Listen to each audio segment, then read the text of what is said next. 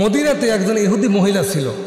নবীজি সাল্লাল্লাহু আলাইহি সাল্লাম মসজিদে নববীর ভিতরে সাহাবায়ে কিরামের মধ্যে এলান করে দিয়েছেন যে যারা সম্পদের জাকাত দিবে, এই জাকাত দেওয়ার কারণে ওই সম্পদের দায়িত্ব আল্লাহ তাআলা নেবেন, মালটা পবিত্র হয়ে যাবে এবং ওই সম্পদের হেফাজত আল্লাহ নিজের হাতেই করবেন। সুবহানাল্লাহ।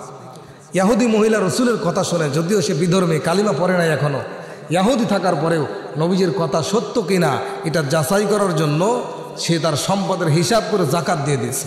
কি করছে? জাকাত দিয়ে দিয়েছে যে মুহাম্মাদের কথাটা আসলে সত্য কিনা মিথ্যা।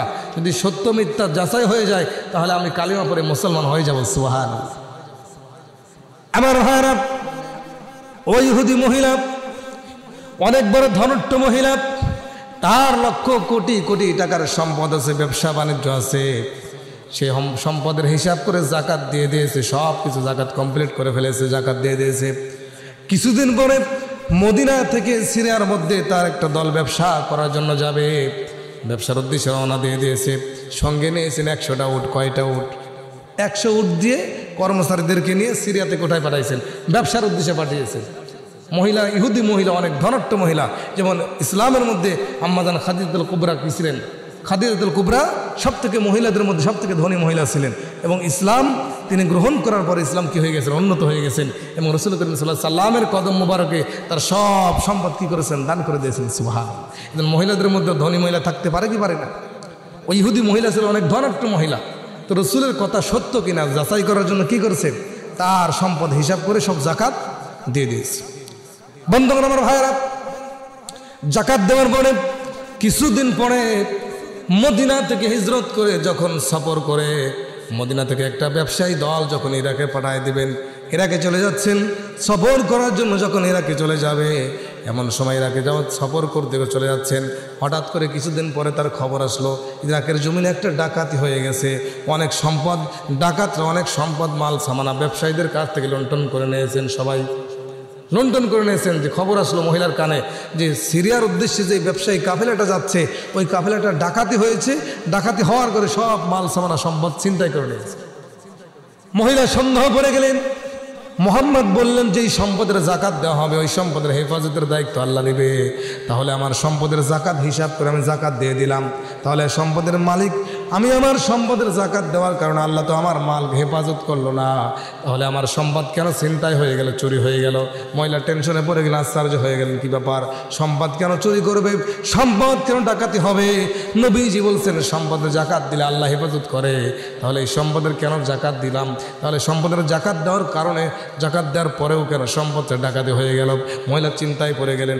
মনে মনে ভাবলেন, আমার ব্যবসায়িক কাফেলাটা যদি সহি সালামতে ফিরে না আসে তাহলে মুহাম্মাদের কাছে গিয়ে আমি অভিযোগ করবো, নাউজুবিল্লাহ। রসুলের কাছে গিয়ে বলবো যে আপনি বলেছিলেন জাকাত দিলে মালের হেফাজত আল্লাহ নেয়, তাহলে আমি তো আমার সম্পদের জাকাত আদায় করেছি, কিন্তু আমার সম্পদ নিয়ে ব্যবসায়ের উদ্দেশ্যে সফরে যাচ্ছে, সিরিয়াতে কাফেলা যাচ্ছে, কাফেলা ডাকাতি কেন হলো এটা প্রশ্ন করবে। আমার ভাইয়েরা, 1 সপ্তাহ পরে ওই মহিলা ঘুমিয়ে আছে। ঘুমের ঘরে তিনি হঠাৎ করে দেখেন তার দরজার বাইরে, রুমের মধ্যে দরজার বাইরে, ঘরের বাইরে কিছু মানুষের কথাবার্তার আওয়াজ শোনা যায়, অনেক মানুষের আওয়াজ শোনা যায় এবং মনে হচ্ছে কিছু মানুষ, অনেক মানুষ তার ঘরের সামনে অবস্থান করতেছে, অনেক মানুষ তার ঘরের সামনে উপস্থিত হয়ে গেছেন। মহিলাটা ঘুম থেকে জাগ্রত হয়ে গেলেন।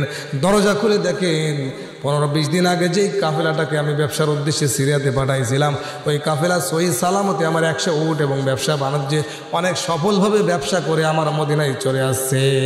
সুবহানাল্লাহ। মহিলা জিজ্ঞাসা করলেন, আমার কাছে খবর আসলো যে মদিনা থেকে ব্যবসায়ের উদ্দেশ্যে যে কাফেলাটা সিরিয়াতে গেছে, ওই সিরিয়ায় যাওয়ার পথে মাঝখানে ডাকাতি হয়েছে। তাহলে আমার সম্পদ, আমি তো মনে করেছিলাম ডাকাত নিয়ে নিয়েছে, আমি তো মনে মনে সিদ্ধান্ত নিয়েছিলাম যে আমার সম্পদ যদি ডাকাতি হয়ে যায় মুহাম্মাদের সঙ্গে আমার বোঝাপড়া হবে, নাউজুবিল্লাহ। তাহলে আমার সম্পদ ডাকাতি কেন হলো না? কিভাবে হেফাজত হয়ে গেল? ওই কর্মচারীরা বললেন, ম্যাডাম, সম্পদের জাকাত দিলে মদিনার মধ্যে মুহাম্মদ যে বলছে আল্লাহ হেফাজত করেন, আসলে আমরা নিজের চোখে দেখতে পারলাম সম্পদের জাকাত দিলে আল্লাহ কীভাবে হেফাজত করেন। তোমরা কি দেখলে? আমরা যখন সফরে গেলাম, ইরাকের সিরিয়ার জমিনে অবস্থান করলাম, সিরিয়াতে চলে যাচ্ছি, রাস্তার প্রতিমধ্যে আমরা খবর আসলো আমাদের সামনে একটা কাফেলা আছে, সেই কাফেলা ডাকাতি হয়ে গেছে। আর আমাদের বাহনের যে উটগুলো ছিল, আমাদের কাফেলার মধ্যে যে উটগুলো ছিল, সামনে যে উটটা ছিল উটটা হঠাৎ করে মাটির মধ্যে বসে পড়লেন, বালির মধ্যে বসে পড়লেন। আর উটের একটা ধর্ম হলো সামনের উট যা করে পিছনের উটগুলো তাই করবে। আমাদের মাল সামানা সহ উট যখন বসে পড়লো, আমরা অনেক চেষ্টা করে উট সামনে নিতে পারলাম না।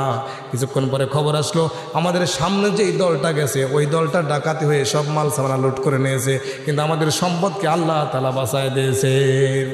আমার ভাইয়েরা, ওই মহিলা জিজ্ঞাসা করলেন তাহলে মুহাম্মাদের কথা অবশ্যই সত্য হয়ে গেছে। সে বলছিল কোনো সম্পদ যদি জাকাত দেওয়া হয়, কোনো মালের যদি জাকাত দেওয়া হয়, ওই জাকাত দেওয়া মালের হেফাজতের দায়িত্ব সঙ্গে আল্লাহ তাআলা নেয়।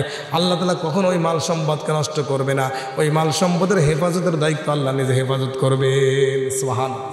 ওই মহিলা কি করলেন, মুহাম্মাদের কাছে চলে গেলেন, ইয়া রাসূলুল্লাহ আমার বিশ্বাস হয়েছিল না, আপনি বলেছিলেন সম্পদের জাকাত দিলে এটার হেফাজতের দায়িত্ব আল্লাহ নেয়।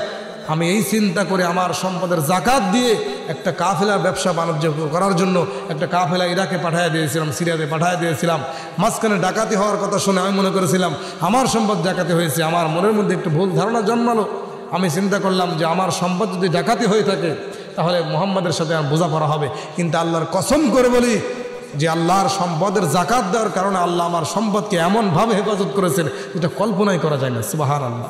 ওই মহিলা কালিমা পরে রাসূলের হাতে মুসলমান হয়ে গেলেন। সুবহানাল্লাহ। এই জন্য সম্পদের জাকাত দিলে মাল পবিত্র হয়ে যায়, আর পবিত্র মাল কখনো আল্লাহ নষ্ট করে না। আল্লাহ এই সম্পদ নিজের হাতেই হেফাজত করেন। সুবহানাল্লাহ।